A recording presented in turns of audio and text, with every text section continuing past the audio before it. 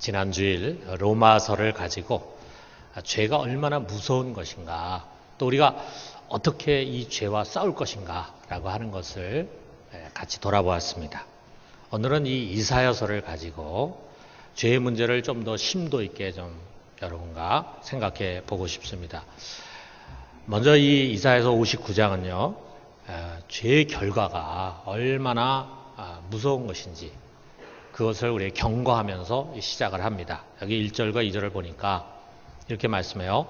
여호와의 손이 짧아 구원하지 못하심도 아니요 귀가 둔하여 듣지 못하심도 아니라 오직 너희 죄악이 너희와 너희 하나님 사이를 갈라놓았고 너희 죄가 그의 얼굴을 가리어서 너희에게서 듣지 않으시게 함이니라. 아마 여러분 이 성경 말씀을 많이 들으셨을 거예요. 우리 성경에 굉장히 많은 말씀들이 있지만 어떤 거는 평생 가봐야 그 구절을 한 번도 듣지 못하는 그런 말씀도 있고 자주 들려지는 말씀도 있는데, 오늘 이 말씀은 우리가 많이 인용하는 말씀, 특별히 회개를 촉구할 때, 그럴 때 많이 인용하는 말씀입니다. 하나님은 얼마든지 우리를 구원할 수 있는 능력도 있고 또 하나님 우리 기도를 즐겨 들으시는데, 그런데 왜 하나님이 이 위경 속에서 우리를 구원하지 않으시는가? 도대체 이유가 뭔가? 문제가 하나님께 있는 것이 아니라 너희들에게 있다.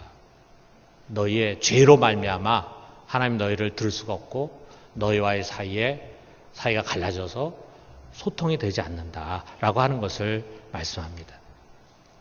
죄가 얼마나 무서운 것인가? 하나님과 우리 사이의 관계를 깨뜨리고 담을 쌓고, 그래서 우리가 어려울 때 하나님께 부르짖어도 하나님 듣지 않고 응답하지 않으신다 이거죠. 죄 때문에. 그렇기 때문에 우리가 해야 할 일은 이것입니다. 에스겔서 18장에 있는 말씀처럼 너희는 돌이켜 회개하고 모든 죄에서 떠날지어다.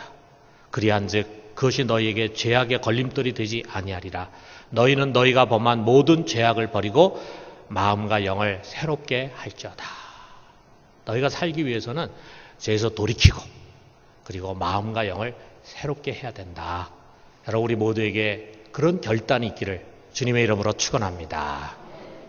자, 그렇다면은 우리가 어떤 죄에서 돌이켜야 됩니까? 우리가 회개하기 위해서는요, 먼저 무엇이 죄인가라고 하는 것을 알아야 되지 않겠어요? 이 부분이 분명하지 않으면 우리의 회개가 그냥 두리뭉실하게 되기가 쉽습니다. 자, 근데 우리가 회개하라 그러면은 아마 여러분 머릿속에 떠오르는 것들이 있을 거예요.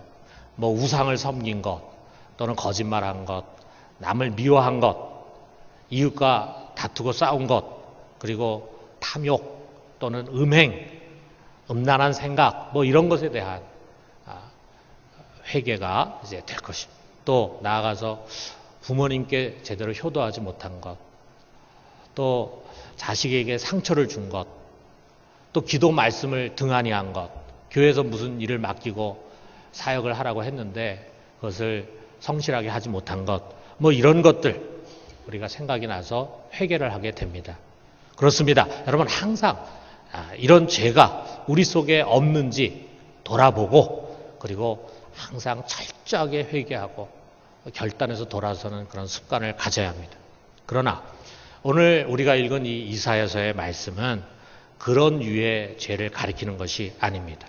먼저 우리가 이 59장 제가 끝까지 읽지는 않았지만 여러분 쭉 읽는 가운데 성경을 앞에서 읽으면 특히 구약 말씀은 뭔지 머릿속에 팍 잘 들어오지 않을 거예요. 근데 이 59장의 구조가 세 개로 나눠져 있습니다. 그리고 이 세 개가 각각 주어가 다른데 여기 1절부터 8절까지는요, 이사야가 이스라엘 백성의 죄를 열거하는 거예요. 그래서 거기 주어가 너희 또는 그들이 사용되고 있습니다. 그 다음에 9절부터 15절 상반절까지는요, 이제 백성들이 자신들의 죄를 인정하고 자백을 하는 거예요. 여기에 주어는 우리로 되어 있습니다. 그리고 마지막 15절 하반절부터는요, 하나님이 주어가 되어 있어요. 그래서 하나님이 이제 직접 행하시고 하나님 직접 오셔서 다스리시겠다라고 하는 것을 선포하는 것입니다. 자, 그렇다면은 이사야가 지적한 죄, 이스라엘이 자백하는 그 죄가 무엇인가? 자, 이거를 우리가 이야기하기 전에 먼저 여기 3절부터 8절을 좀 이해하기 쉽게 현대인의 성경으로 제가 한번 읽어보겠습니다. 너희 손은 피로 물들었고 너희 손가락은 죄로 더러워졌으며 너희 입술은 거짓을 말하고 너희 혀는 악한 것을 내뱉고 있다. 또 공정하고 정당한 방법으로 소송하는 자가 없으며 거짓말하고 악한 음모를 꾸며 상대방을 해치고 있다. 너희가 꾸미는 악한 음모는 독사의 알처럼 치명적이다. 너희가 항상 악한 것을 계획하여 그것을 신속히 행하며 죄 없는 사람을 살해하는데 주저하지 않으니 너희가 가는 곳마다 황폐와 파멸이 뒤따를 것이다. 너희는 참된 평안이 무엇인지 모르며 정의와 진리가 무엇을 뜻하는지도 알지 못하고 계속 잘못된 길을 가고 있다. 그러므로 너희를 따르는 자들은 결코 평안을 누리지 못할 것이다. 이렇게 말합니다. 또 이스라엘이 자복하는 죄도 이와 유사합니다. 12절부터 15절 상반절까지 보면은 여호와여 주 앞에 우리의 허물이 많습니다. 우리가 다른 사람을 괴롭히고 악한 것을 생각하고 거짓말을 하였습니다. 그래서 우리 주변에는 공정과 정의와 진실과 정직이 사라졌습니다. 이처럼 어느 곳에서도 진실을 찾아볼 수 없게 되었으므로 악을 피하는 자들이 오히려 희생되고 있습니다. 자, 하나님이 이스라엘을 통해서 지적하는 이스라엘의 죄가 무엇인가? 한마디로 공의의 부재, 정의의 실종입니다. 여러분 이 이사야서 59장 한 장에 공의와 정의라고 하는 단어가 모두 10번이나 나오고 있어요. 하박국의 표현 그대로입니다. 하박국서 1장 4절에 보니까 이러므로 율법이 해이하고 정의가 전혀 시행되지 못하오니 이는 악인이 의인을 에워쌌으므로 정의가 굳게 행하여 짐이니이다. 이스라엘 사회가 정의가 시행되지 않고 있어요. 정의가 굳게 행해지고 있어요. 그 말은 뭐냐 하면 그 사회에 불의가 가득 찬 거야. 거짓말이 너무나 행행하고 있어요. 악한 음모, 악한 행위 이런 말들이 반복이 됩니다.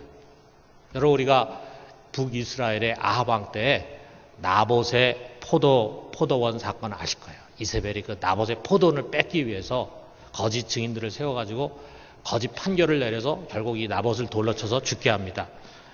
이와 같이 권력자들이 자기의 목적을 위해서 조작한 거짓된 증거를 근거로 한 재판들이 이스라엘 사회 속에서 이루어지고 있었다 이거예요.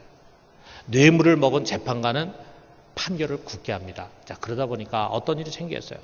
그 사회에서 죄가 없는 사람인데 그 사람이 죄인으로 정죄가 돼요. 죄가 많은 사람인데 무죄한 자로 방면이 됩니다. 이렇게 무죄한 자가 희생을 당하고 억울한 일들이 계속되는 사회가 된 거예요. 폭력과 학대가 만연하면서 가련한 자들의 부르짖음이 하늘에 닿았습니다. 하나님이 그것을 보고 있는데 어떻게 너희의 기도를 들어주고 너희의 문제를 내가 해결해 줄 수 있겠느냐. 이 말씀이에요. 자, 이사야서 전체를 보면요. 이런 죄에 대한 회개를 여기저기서 촉구합니다. 이사야서 5장 7절에 보니까 무릇 만군의 여호와의 포도원은 이스라엘 족속이요 그가 기뻐하시는 나무는 유다 사람이라 그들에게 정의를 바라셨더니 도리어 포악이요 그들에게 공의를 바라셨더니 도리어 부르짖음이었도다. 또 이사야서 5장 23절에 보니까 그들은 뇌물로 말미암아 악인을 의롭다 하고 의인에게서 그 공의를 빼앗는다. 이것이 그 당시 이스라엘과 유다의 모습이었습니다. 이런 죄가 하나님과 담을 쌓게 되고 기도가 상달되는 것을 막았어요. 하나님의 은총을 받기를 원하고 그것을 갈망한다면 이것을 돌이켜라. 이것을 회개하고 이런 잘못된 행위에서 돌아서야 된다라고 하는 것을 말씀합니다. 여러분 우리 역시 마찬가지입니다. 교회는 성적인 방종이나 음란의 문제, 도덕적 타락에 대해서는 매우 민감합니다. 신사 참배 등의 우상 숭배나 종교적인 규율에 있어서는 철저합니다. 그러나 여기 이사야가 지적한 바와 같이 공의와 정의의 문제에 있어서는 관심도 없어요. 이것을 믿음의 일로 간주하지도 않습니다. 마치 성경에는 그런 말씀이 없는 것처럼 말이죠. 정의를 배우지 않으니까 정의에 대한 분별력이 없을 수밖에 없잖아요. 그러다 보니까 자기도 모르게 그게 불의인 줄도 모르고 그 불의를 행하면서 불의의 도구가 되는 거예요. 믿음 생활을 하는 사람으로서 사회 악의 주범이 되는 일들이 종종 일어납니다. 교인들이 사악한 권력의 후견인이 되는 거예요. 1961년에 예루살렘에서 정말 세계가 주목하는 재판이 열렸습니다. 어떤 재판이냐? 나치 독일에서 SS 친위대장, SS 하면은 이 히틀러의 가장 오른팔이 되면서 온갖 악행을 저지른 그런 부대죠. 여기에 친위대장이었던 히물러라는 사람이 있는데 그 히물러의 오른팔이었던 아이히만이라고 하는 사람의 재판이 열렸어요. 그는 나치 정권 하에서 유럽 각지에 있는 유대인들을 체포하고 강제로 이주하는 것을 계획하고 진두지휘했던 사람입니다. 그런데 전쟁에 패하니까 가족들과 함께 몰래 아르헨티나로 도망을 갔어요. 그리고 거기서 몰래 숨어서 살았는데 여러분 이 이스라엘의 정보기관 이 모사드라고 하는 거 들어보셨죠? 대단합니다. 추적해가지고 쫓아가서 이 아이만을 붙잡았어요. 그래가지고 이스라엘로 압송을 해왔습니다. 그래서 그 다음 해 1961년에 예루살렘에서 재판이 열렸습니다. 이 재판에서 이 아이만은요 600만 유대인 학살의 주범으로 인정이 돼가지고 그 다음에 사형을 당했습니다. 그런데 이 재판에 아무나 들어가지 못했죠. 근데 이 재판을 직접 참관한 사람 중에 한나 아렌트라고 하는 사람이 있었습니다. 유대인인 그녀는 미국의 뉴요커라고 하는 잡지가 있었는데 그 잡지의 특파원 자격으로 여기 와가지고 그 재판을 직접 참관을 했습니다. 이 참관한 것을 자료로 해가지고 그녀가 1963년에 예루살렘의 아이히만, 요거는 이게 책인데 그 큰 글씨로 나오는데 그 밑에 아주 중요한 부제가 있었는데 뭐냐면 악의 평범성에 대한 보고라고 하는 책을 냈습니다. 진짜 중요한 단어는 예루살렘의 아이만보다도 이 악의 평범성, 이 단어가 아주 유명한 단어가 됐어요. 자, 이게 무슨 말인가? 여러분 우리는 이런 생각 갖기 쉽습니다.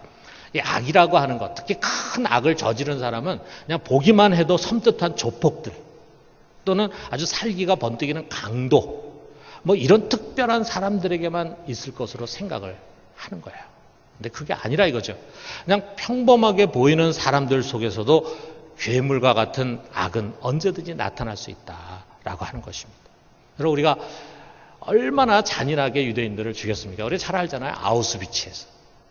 자, 그 아우슈비츠에서 유대인을 잔인하게 학살한 그 나치 친위대, 그것도 친위대장 그러면은 뭔가 포악하고 잔인한 모습을 상상할 수 있지 않겠어요? 예, 여러분 아마 쉰들러 리스트라고 하는 영화를 이제 다 보셨을 텐데 거기에 악역으로 나오는 사람이 바로 이 아몬 게트. 여러분 한번 이 인상을 한번 보십시오. 정말 아주 잔인하고 배석게 생기지 않았습니까? 랄프 파인즈라고 하는 배우인데 원래 생긴 거는 정말 아주 잘생기고 선하게 생겼는데 그 어떻게 분장을 하고 그렇게 했는지 아주 기분 나쁜 그런 얼굴의 모습, 아주 잔인해 보이는 아주 굉장히 잔인한 일을 저지를 수 있는 그런 인상의 모습이잖아요.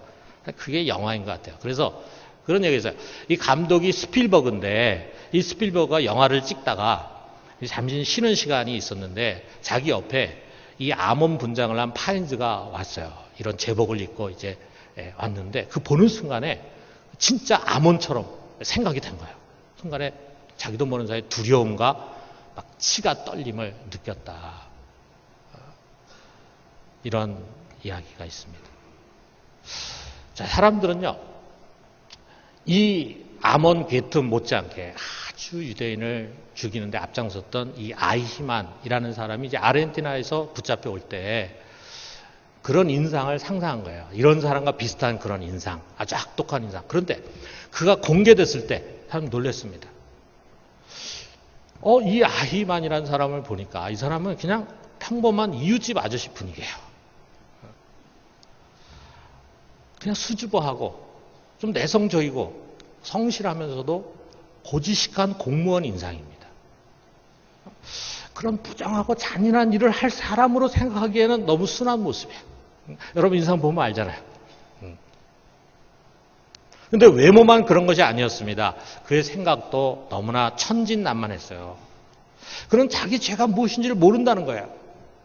자기는 잘못한 것이 없다. 재판 내내 잘못한 것이 없다. 우리가 재판을 할 때 보면은 자기가 잘못했다고 생각하면서도 그걸 갖다 발뺌하는 그런 사람이 있겠죠. 당연히. 근데 이 사람은 정말 그런 거예요. 자기는 잘못한 것이 없다는 거예요. 왜 자기가 이런 재판을 받아야 하는지, 자기 죄가 뭔지 자기는 모르겠다라고 하는 생각으로 일관돼 있었습니다. 그러니까 뭐라고 얘기하냐면요. 자기는 그냥 국가와 상관이 시키는 일을 성실하게 했을 뿐이라는 거예요. 위에서 내린 명령을 이행했기 때문에 유대인들에게 행한 그 사악한 일, 거기에 대해서 자기는 조금 더 가책을 느끼지 않는다. 가책이라는 거, 가책에 대해서 말한다면 그가 이런 얘기를 했어요. 가책, 언제 가책을 느끼느냐. 오히려 국가로부터 자기가 녹을 받는 사람이고 국민의 세금으로 자기가 월급을 받는 사람으로서 국가가 하라고 시킨 일을 성실하게 하지 못할 때 자기는 심한 가책을 받았다.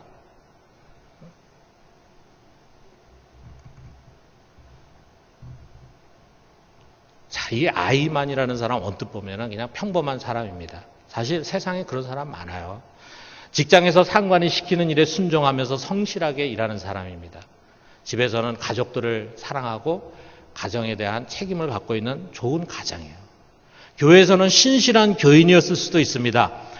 아마 그 당시에는 대부분 독일 사람들이 교회를 나갔기 때문에 아마 그는 주일에 가족들과 함께 교회에 가서 예배드렸을지 몰라요. 교회에서 예배드린 장면을 한번 여러분 상상해 보십시오. 그가 찬송가를 부르고 그리고 설교를 듣습니다. 설교를 들으면서 고개를 끄덕끄덕거리겠죠. 옆에 앉은 교우하고 따뜻한 미소를 띄우면서 친절한 인사를 나눕니다. 그리고 예배를 마치고 집에 오고 그 다음날 월요일이 되면 아침에 일찍 일어나가지고 그는 직장으로 갑니다. 거기서부터 일주일 동안 그는 잔혹하고 무시무시한 일을 반복해서 하는 사람이 되는 거예요. 수많은 사람을 불행의 구덩이에 떨어뜨리는 사람. 그런 일을 일주일 내내 하는 거예요. 물론 기도도 하죠. 아마 참회 기도도 했을 것입니다. 화가 나가지고 애를 때린 일, 아내에게 화낸 것, 직장에서 좀 게으름 피운 것, 지나가는 여자를 보면서 음욕을 품은 것, 뭐 이런 등등도 아마 참회했을지 몰라요. 그러나 수많은 유대인들을 불행으로 몰아넣은 그 행위에 대해서 그는 참회하지 않았습니다. 왜? 그것을 죄라고 생각하지 않았기 때문에. 그에게는 그것이 죄라는 생각이 들질 않았어요. 왜? 그것은 위에서 시켰기 때문에, 나라에서 시켰기 때문에, 상관이 시켰기 때문에 자기는 그 명령을 쫓아서 성실하게 했다 이거죠. 그게 왜 죄냐? 여러분, 이런 상상이 불가능한 일입니까? 아닙니다. 충분히 가능한 이야기입니다. 나치 독일에서뿐만이 아니라 지금 우리나라에서도 얼마든지 일어날 수 있는 그런 일입니다. 여러분, 이 한나 아렌트라고 하는 이 철학 교수가 지적한 아이만의 죄가 있어요. 뭐냐? 생각하지 않은 죄입니다. 생각하지 않은 죄. 그는 생각하지 않는 사람이었다 이거죠. 옳고 그름에 대해서 생각하지 않았어요. 권력자의 명령에 대해서, 국가의 명령에 대해서, 상관의 명령에 대해서 그것이 과연 정의로운 것인지 아니면 불의한 것인지에 대해서 생각할 줄을 몰랐어요. 고민하고 괴로워하지도 않았습니다. 야, 그가 왜 이처럼 이런 악행을 저지르면서도 전혀 생각하지 못하는 사람이 됐을까? 왜 그랬을까? 그는 나치주의, 나치 이념의 포로가 되었기 때문입니다. 그는 나치에 물든 사람이에요. 나치에 사로잡힌 사람이에요. 그래서 히틀러 나치가 표방하는 독일 민족주의, 반유대주의, 반공주의, 반자유주의가 무조건 옳다고 생각하는 사람. 무조건.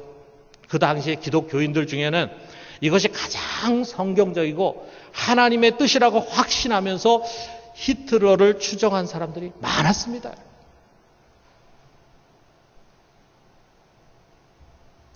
우리가 좀 극단적으로 말이죠. 우리 북한의 주민들 한번 생각해봐요. 우리 휴전선 위에 있는 주민들. 지금은 우리가 북한, 남북한 교류가 많지 않기 때문에 오가는 사람이 없지만 사실 우리 전에는 북한을 오가는 사람 많이 있었잖아요. 북한 방문한 사람도 많이 있었잖아요. 그래서 그 갔다 온 사람들께 얘기를 들으니까 공통적인 게 있어요. 뭐냐면 북한에 갈 때는 북한 사람들이 우락부락하고 굉장히 험악한 사람들일 것으로 생각했는데 막상 가서 보니까 거기에 안내해 주는 사람이라는 사람들이 참 순박하더라. 부끄러워하고 그리고 친절하고 대화를 나눠보니까 뭐가 때가 묻지 않은 그런 느낌이 이제 있다 이거예요. 오히려 남한 사람보다 더 때가 묻지 않은 것 같다. 남한의 청년보다 더 때가 묻지 않은 것 같다. 아주 고분고분한 사람들이야 이거죠. 맞습니다. 왜 그렇습니까? 그들 대부분은 공산주의, 주체 사상이라고 하는 이념의 포로가 돼 있어요. 여러분, 북한의 가장 전형적인 모토가 뭡니까? 생각은 당히 하십시오. 우리는 무조건 따르겠습니다. 생각은 당히 하십시오. 그래서 명령만 내리면 우리는 무조건 따라하겠습니다. 이게 북한 사람들이에요. 그러니까 생각 없는 사람, 생각하지 않는 사람을 만든 거예요. 북한의 공산 독재 정권이 주민들을 그렇게 만든 거예요. 아무 판단력도 없고 분별력도 없는 사람들. 물론 거기에 사는 그 사람들 역시 소시민적인 고민과 생각을 안 할 수가 없겠죠. 뭐 가족을 부양하고 일자리를 구하고 그다음에 자녀를 교육시켜서 공부를 잘 시키고 좋은 대학 보내고 또 부모를 잘 봉양하고 뭐 연애하고 결혼하고 이렇게 하면서 어떻게 하면 잘할 수 있을까 생각도 하고 저 사람이 나에게 하는 것이 옳은 것인가 그런 것인가 생각도 하고 고민도 하고 그들 나름대로의 인륜과 도덕과 도리가 있었겠죠. 그러나 정의에 대한 생각은 없는 것입니다. 정의에 대한 생각 없어요. 통치자가 핵 전쟁을 일으키건 사람을 죽이건 인권을 유리하건 무조건 옳다고 확신하면서 목숨을 걸고 뛰어들 사람들이에요. 우리 마리오네트라고 하는 게 있잖아요. 여러분 아시는 것처럼 인형극에서 위에서 줄로 당기면은 위에서 당기는 대로 인형이 움직이잖아요. 자기 의지를 따라 움직이는 게 아니라 사람에 의해서 움직여져요. 이게 마리오네트라고 그러잖아요. 그러니까 아무 생각이 없는 거예요. 무서운 사람들이죠. 어떻게 보면. 휴전선 위에 있는 사람들 참 무서운 사람들입니다. 자, 여러분 우리로 돌아와서 우리가 지금 8월입니다. 이 8월은 국치일과 아울러서 광복절이 있는 달입니다.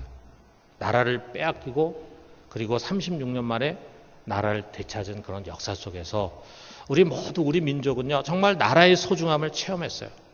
여러분 우리 신앙은 너무 개인적인 영역에 머물러서는 안 됩니다. 공적인 세계, 특별히 국가가 우리 신앙에 참 중요해요. 왜? 그것이 우리가 살아가는 곳이고 우리 신앙과 하나님의 말씀을 실천해가는 장이고 우리 신앙의 중요한 환경이기 때문입니다. 그 우리가 살고 있는 그 환경이 전쟁으로 막 엉망진창이 되면은 여러분 어떻게 되겠어요? 우리가 이렇게 편안하게 교회 생활을 할 수 없잖아요. 우리가 살고 있는 그 국가라는 환경이 다 불의로 꽉 차 있으면은요 그 속에서 우리가 결코 정의롭게 살 수가 없습니다. 우리가 살고 있는 그 국가라는 환경이 아주 정의로운 그런 국가면요 우리도 모르는 사이에 정의로운 삶을 살게 돼요. 여러분 국가 얼마나 중요합니까? 무엇보다도 성경은 국가의 권세가 하나님으로부터 온 것이라는 것을 말하고 있어요. 그리고 그 통치자들은 하나님의 종, 하나님의 사역자라고 로마서 13장에 말하고 있습니다. 교회와 마찬가지로 국가 역시 우리 주님의 기관입니다. 예수 그리스도는 교회의 머리면서 동시에 국가의 주인 되신 분이세요. 교인들은 그것을 주님이 교회의 머리라는 것을 인정하지만 우리 안 믿는 사람들이 예수님이 국가의 주인이라는 거 인정하지 않죠. 그 사람들은. 모르니까. 그러나 우리는 압니다. 그러므로 국가는 그의 주인 되신 주님의 뜻에 합한 좋은 나라가 돼야 합니다. 좋은 나라, 여러분 좋은 나라라고 하는 것은 국민소득이 높고 세계 경제 몇 위에 드는 그런 나라가 좋은 나라가 아닙니다. 물론 뭐 잘 살면 좋죠. 경제가 앞서면 좋죠. 그러나 그렇다고 해서 그것이 좋은 나라라는 것은 아니라 이거죠. 좋은 나라의 잣대가 뭐냐? 성경이 말하는 좋은 나라는 정의로운 나라입니다. 사회 구석구석에 정의가 물같이 공의가 마르지 않는 강같이 흐르는 나라가 하나님께서 가르치시는 좋은 나라입니다. 여러분 이 시대 우리 그리스도인들의 사명은요 좋은 교회를 세워야죠. 그러나 그것뿐만이 아닙니다. 좋은 나라를 세우는 것 역시 우리 그리스도인들의 사명입니다. 우리가 해야 할 일입니다. 그런 좋은 나라를 세우려면 우리 누구보다도 성경적인 정의관을 가져야 합니다. 성경은 하나님의 공의와 정의가 무엇인가에 대한 말씀으로 가득 차 있어요. 그런데 우리 한국 교회는 너무 오랫동안 성경 속의 정의를 가르치지 않았습니다. 이것으로 인해서 교인들이 정의에 대해서 고민하지 않아요. 아이만처럼 사회 구조적인 문제에서 정의가 무엇이고 불의가 무엇인가를 잘 분별하지를 못합니다. 그러다 보니까 자기도 모르게 불의를 자행해요. 그래서 죄라고 생각하지 못하는 거예요. 그냥 국가와 상관의 명령이니까 성실하게 했다고 얘기합니다. 모두가 다 하는 관행이니까 생각 없이 하는 것입니다. 그 결과 경건한 교인이면서 교회 생활 열심히 하는 교인이면서 교회 중직자이면서 동시에 부정부패에 연루되고 인권을 유린하고 무죄한 자를 죄인 만들고 심지어는 무고한 자를 죽이는 살인자가 된 것입니다. 그러면서도 자기가 잘못했다는 생각이 들지 않는 거예요. 참여를 안 해요. 이것으로 인해서 역사 속에서 부끄러운 자리에 서고 결국은 하나님의 영광을 가리고 교회에 큰 상처를 안기는 것입니다. 여러분, 우리에게도 이런 죄가 있지 않은지 한번 돌아봅시다. 우리는 우리의 삶의 자리에서 정의롭게 살아가고 있습니까? 우리의 사업은 정직하고 그리고 정의롭게 이루어져 가고 있습니까?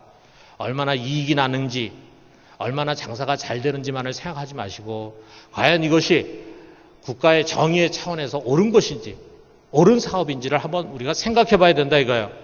우리에게 주어진 힘과 권한이 지배와 억압에 사용되고 있지 않습니까? 생각 없이 갑의 행포를 일삼는 것은 아닙니까? 여러분, 우리의 선택과 판결은 공정하고 공평한 것입니까? 우리는 고아와 과부, 이방인과 가난한 자를 돌보라는 하나님의 정의에 부응해서 살아가고 있습니까? 우리의 언행은 다른 사람의 인격과 권리를 존중하고 있습니까? 여러분, 우리가 한번 돌아봐요. 그리고 마지막으로 우리는 이 국가 권력이 그런 하나님의 정의에 합당한 것인가를 항상 생각하고 판단해야 합니다.